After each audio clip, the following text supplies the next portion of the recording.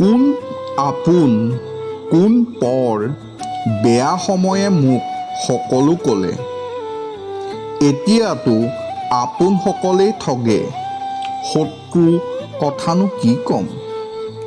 প্ৰেমৰ এটা বিশেষত্ব আছে, যি কন্দুৱাই থৈ গ'ল ভাল কৰিবলৈও তেওঁকেই লাগে।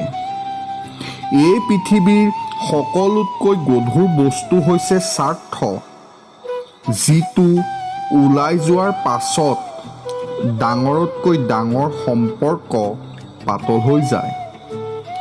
কি কৰিবা তুমি মোৰ ওচৰলৈ আহি, তুমি মোক হেৰুৱালা বাৰে বাৰে মোৰ পৰীক্ষা লৈ। যিজনক আমি বেছি ভাল পাওঁ তেওঁৱেই আমাৰ হৃদয়ক বেছি কষ্ট দিয়ে।